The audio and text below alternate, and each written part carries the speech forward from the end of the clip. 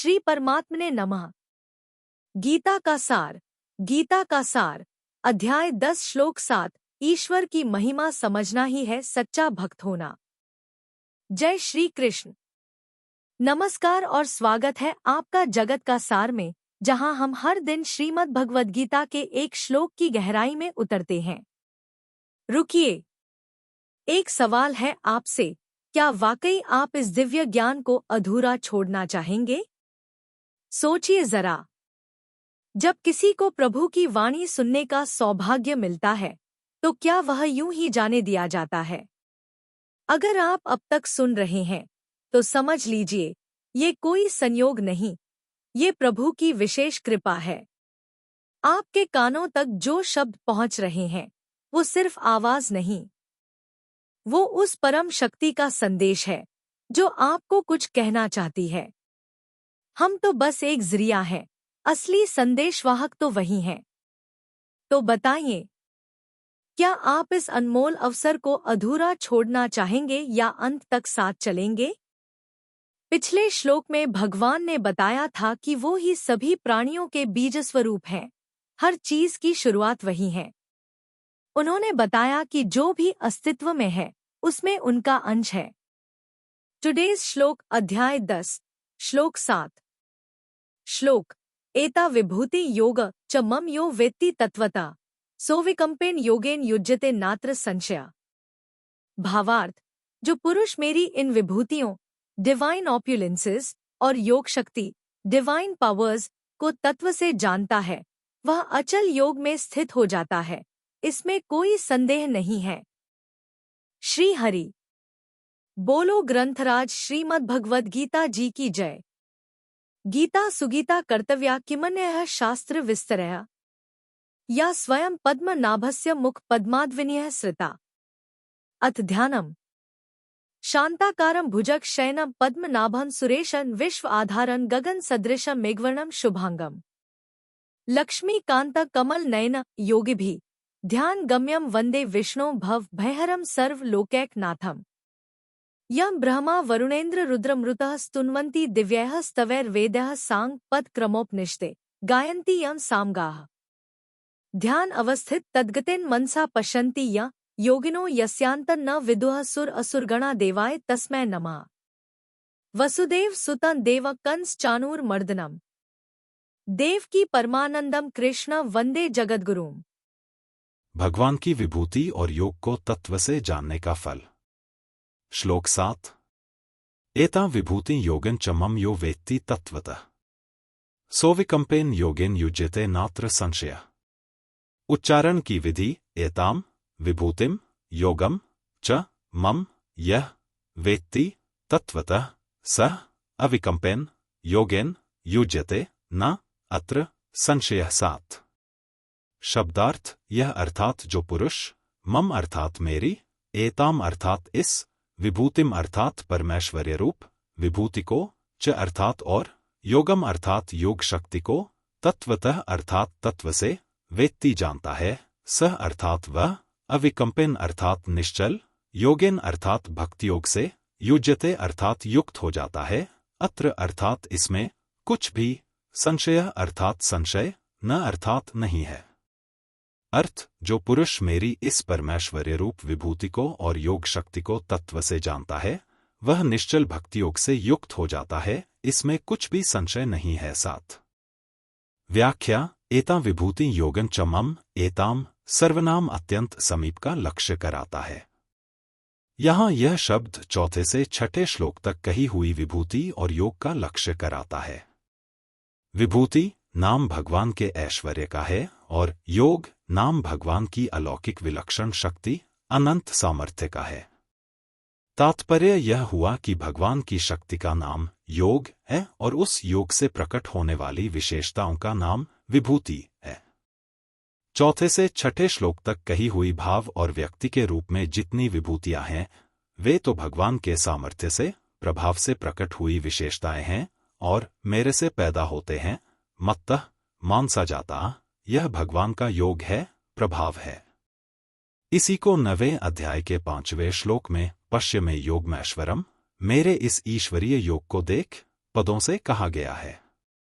ऐसे ही आगे 11वें अध्याय के 8वें श्लोक में अर्जुन को विश्वरूप दिखाते समय भगवान ने पश्चिमे योगमैश्वरम पदों से अपना ऐश्वर्यमय योग देखने के लिए कहा है। विशेष बात, जब मनुष्य भोग बुद्धि से भोग भोगता है, भोगों से सुख लेता है, तब अपनी शक्ति का ह्रास और भोग्य वस्तु का विनाश होता है। इस प्रकार दोनों तरफ से हानि होती है। परंतु जब वह भोगों को भोग बुद्धि से नहीं भोगता, अर्थात उसके भीतर भोग भोगने की किंचिन मात्र भी लालसा उत्पन्न नहीं होती, तब उसकी शक्ति का ह्रास नहीं होता। उसकी शक्ति, सामर्थ्य निरंतर बनी रहती है। वास्तव में भोगों के भोगने में सुख नहीं है। सुख है भोगों के संयम में। यह संयम दो तरह का होता है, एक दूसरों पर शासनरूप संयम और दो अपने पर शासनरूप संयम। दूसरों पर शासनरूप संयम का तात्पर्य है दूसरों का दुख मिट जाए और वे सुखी हो जाए, इस भाव से दूसरों को उन्मार्ग से बचाकर सन्मार्ग पर लगाना। अपने पर शासनरूप संयम का तात्पर्य है अपने स्वार्थ तथा अभिमान का त्याग करना और स्वयं किंचन मात्र भी सुख न भोगना। इन्हीं दोनों संयमों का नाम योग अथवा प्रभाव है। ऐसा योग अथवा प्रभाव सर्वोपरि परमात्मा में स्वतः स्वाभाविक होता है। दूसरों में यह साधन साध्य होता है।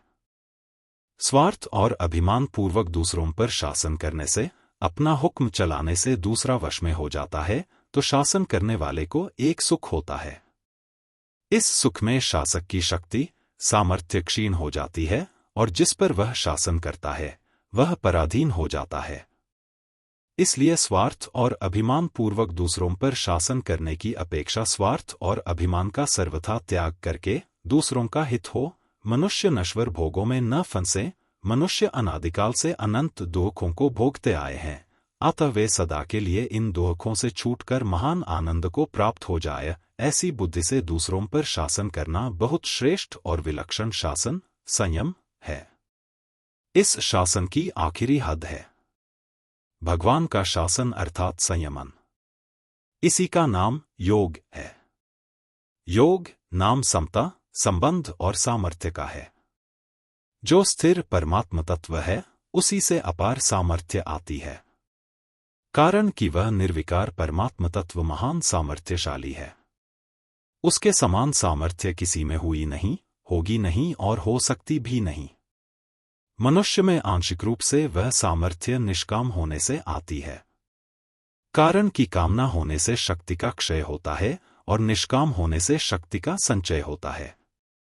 आदमी काम करते करते थक जाता है तो विश्राम करने से फिर काम करने की शक्ति आ जाती है। बोलते बोलते थक जाता है तो चुप होने से फिर बोलने की शक्ति आ जाती है। जीते जीते आदमी मर जाता है तो फिर जीने की शक्ति आ जाती है। सर्ग में शक्ति क्षीण होती है और प्रलय में शक्ति का संचय होता है। तात्पर्य यह हुआ कि प्रकृति के संबंध से शक्ति क्षीण होती है और उससे संबंध विच्छेद होने पर महान शक्ति आ जाती है। यो वेत्ति तत्वतः विभूति और योग को तत्व से जानने का तात्पर्य है कि संसार में कारण रूप से मेरा जो कुछ प्रभाव, सामर्थ्य है और उससे कार्य रूप में प्रकट होने वाली जितनी विशेषताएं हैं, अर्थात वस्तु, व्यक्ति आदि में जो कुछ विशेषता दिखने में आती है, प्राणियों के अंतःकरण में प्रकट होने वाले जितने भाव हैं और प्रभावशाली व्यक्तियों में ज्ञान दृष्टि से, विवेक दृष्टि से तथा संसार की उत्पत्ति और संचालन की दृष्टि से जो कुछ विलक्षणता है, उन सबके मूल में मैं ही हूं और मैं ही सबका आदि हूं। इस प्रकार जो मेरे को समझ लेता है, तत्व से ठीक मान लेता है, तो फिर वह उन सब विलक्षणताओं के मूल में केवल मेरे को ही देखता है। उसका भाव केवल मेरे में ही होता है, व्यक्तियों, वस्तुओं की विशेषताओं में नहीं। जैसे सुनार की दृष्टि गहनों पर जाती है तो गहनों के नाम, आकृति, उपयोग पर दृष्टि रहते हुए भी भीतर यह भाव रहता है कि तत्व से यह सब सोना ही है। ऐसे ही जहाँ कहीं जो कुछ भी विशेषता दिखे, उसमें दृष्टि भगवान पर ही जानी चाहिए कि उसमें जो कुछ विशेषता है वह भगवान की ही है, वस्तु, व्यक्ति, क्रिया आदि की नहीं। संसार में क्रिया और पदार्थ निरंतर परिवर्तनशील हैं। इनमें जो कुछ विशेषता दिखती है वह स्थायी रूप से व्यापक परमात्मा की ही है। जहां जहां विलक्षणता, अलौकिकता आदि दिखे, वहां वहां वस्तु, व्यक्ति आदि की ही विलक्षणता मानने से मनुष्य उसी में उलझ जाता है और मिलता कुछ नहीं। कारण कि वस्तुओं में जो विलक्षणता दिखती है वह उस अपरिवर्तनशील परमात्म तत्व की ही झलक है, परिवर्तनशील वस्तु की नहीं। इस प्रकार उस मूल तत्व की तरफ दृष्टि जाना ही उसे तत्व से जानना अर्थात श्रद्धा से दृढ़तापूर्वक मानना है। यहाँ जो विभूतियों का वर्णन किया गया है, इसका तात्पर्य इनमें परिपूर्ण रूप से व्यापक परमात्मा के ऐश्वर्य से है। विभूतियों के रूप में प्रकट होने वाला मात्र ऐश्वर्य परमात्मा का है। वह ऐश्वर्य प्रकट हुआ है परमात्मा की योग शक्ति से। इसलिए जिस किसी में जहाँ की विलक्षणता दिखाई दे, वह विलक्षणता भगवान की योग शक्ति से प्रकट हुए ऐश्वर्य, विभूति की ही है, न कि उस वस्तु की। इस प्रकार योग और विभूति परमात्मा की हुई तथा उस योग और विभूति को तत्व से जानने का तात्पर्य यह हुआ कि उसमें विलक्षणता परमात्मा की है। अतः दृष्टा की दृष्टि केवल उस परमात्मा की तरफ ही जानी चाहिए। यही इनको तत्व से जानना अर्थात मानना है। भक्ति का प्रकरण होने से यहाँ तत्वतः वेत्ति, तत्वतः जानना का अर्थ तत्वतः मानना ही लेना चाहिए। कारण कि यहाँ भगवान ने तत्वतः वेत्ति का फल अपने में दृढ़ भक्ति होना बताया है और आगे के श्लोक में भी संसार मात्र का मूल कारण मैं ही हूँ और सब संसार मेरे से ही चेष्टा करता है, ऐसा मानकर इति मत्वा भजन करने की बात कही है। जैसे जानना दृढ़ होता है, ऐसे ही मानना भी दृढ़ होता है, अर्थात दृढ़ मान्यता तत्व ज्ञान की तरह ही फल देती है। जैसे मैं हिंदू हूँ, मैं अमुक वर्ण वाला हूँ आदि मान्यताओं को जब तक स्वयं नहीं छोड़ता, तब तक ये मान्यताएं छूटती नहीं। इसी तरह इन सब विभूतियों के मूल में भगवान ही है, यह मान्यता कभी मिटती नहीं। वर्ण, संप्रदाय आदि की मान्यता सच्ची नहीं है, प्रत्युत शरीर को लेकर होने से प्राकृत है और मिटने वाली है। परंतु सबके मूल में परमात्मा है, यह मान्यता सच्ची है, वास्तविक है। अतः यह मान्यता कभी मिटती नहीं, प्रत्युत ज्ञान, तत्व से जानना में परिणत होकर ज्ञान स्वरूप हो जाती है। सोविकंपेन योगिन युज्यते, उसकी मेरे में दृढ़ भक्ति हो जाती है। दृढ़ कहने का तात्पर्य है कि उसकी मेरे सवाय कहीं भी किंचन मात्र भी महत्व बुद्धि नहीं होती। अतः उसका आकर्षण दूसरे में न होकर एक मेरे में ही होता है। नात्र संशय, इसमें कोई संदेह की बात नहीं। ऐसा कहने का तात्पर्य है कि अगर उसको कहीं भी किंचन मात्र भी संदेह होता है तो उसने मेरे को तत्व से नहीं माना है। कारण कि उसने मेरे योग को अर्थात विलक्षण प्रभाव को और उससे उत्पन्न होने वाली विभूतियों को, ऐश्वर्य को मेरे से अलग मानकर महत्व दिया है। मेरे को तत्व से जान लेने के बाद उसके सामने लौकिक दृष्टि से किसी तरह की विलक्षणता आ जाए तो वह उस पर प्रभाव नहीं डाल सकेगी। उसकी दृष्टि उस विलक्षणता की तरफ न जाकर मेरी तरफ ही जाएगी। अतः उसकी मेरे में स्वाभाविक ही दृढ़ भक्ति होती है। परिशिष्ट भाव, संसार में जो कुछ विलक्षणता, विशेषता देखने में आती है वह सब भगवान का योग अर्थात विलक्षण प्रभाव, सामर्थ्य है। उस विलक्षण प्रभाव से प्रकट होने वाली विशेषता, विभूति है। इस प्रकार जो मनुष्य भगवान की विभूति और योग को तत्व से जान लेता है, उसकी भगवान में दृढ़ भक्ति हो जाती है। एक भगवान के सिवाय दूसरी सत्ता है ही नहीं, ऐसा संदेह रहित दृढ़ता पूर्वक स्वीकार कर लेना ही तत्व से जानना है। इस प्रकार तत्व से जानने वाले को भगवान ने ज्ञानवान कहा है। गीता 7वें अध्याय का 19वां श्लोक। अविकंप, अविचल योग कहने का तात्पर्य है कि वह भक्ति योग खुद भी नहीं हिलता और उसको कोई हिला भी नहीं सकता, क्योंकि इसमें एक भगवान के सिवाय दूसरी कोई वस्तु ही नहीं है। जैसे रुपयों से सब वस्तुएं मिल जाती हैं, ऐसा मानकर साधारण मनुष्य रुपयों को ही महत्व देता है और उसका रुपयों में आकर्षण हो जाता है। ऐसे ही जो कुछ प्रभाव, महत्व दिखता है वह सब भगवान का ही है, ऐसा जानने पर मनुष्य की भगवान में ही दृढ़ भक्ति हो जाती है। नात्र संशय कहने का तात्पर्य है कि जब भगवान के सिवाय दूसरी सत्ता ही नहीं है तो फिर इसमें संशय कैसे हो। इसमें संशय होने का अवकाश ही नहीं है, क्योंकि जहां दो सत्ता होती है वहीं संशय होता है। एक भगवान के सिवाय और कोई है ही नहीं, तो फिर वृत्ति कहाँ जाएगी, क्यों जाएगी, किसमें जाएगी और कैसे जाएगी? इसलिए एक भगवान में ही अविचल भक्ति हो जाती है, इसमें संदेह नहीं है। संबंध पूर्व श्लोक में भगवान ने बताया कि मेरी विभूति और योग को तत्व से जानने वाला अविचल भक्ति से युक्त हो जाता है। अतः विभूति और योग को तत्व से जानना क्या है, इसका विवेचन आगे के श्लोक में करते हैं।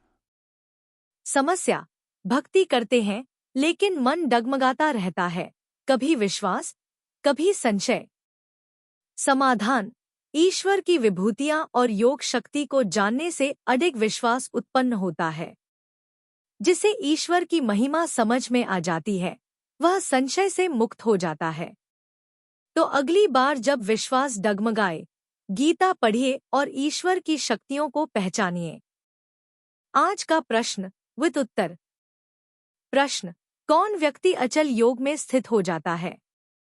विकल्प: अ, जो केवल पूजा करता है, बी, जो योग करता है, सी, जो ईश्वर की विभूतियों और योग को तत्व से जानता है, डी, जो ध्यान करता है। सही उत्तर सी, जो ईश्वर की विभूतियों और योग को तत्व से जानता है। व्याख्या: केवल कर्म करना या पूजा करना पर्याप्त नहीं है। तत्वज्ञान से भक्ति स्थिर होती है। जब हम भगवान की व्यापकता और उनकी शक्ति को समझते हैं, तब भक्ति में डगमगाहट नहीं रहती।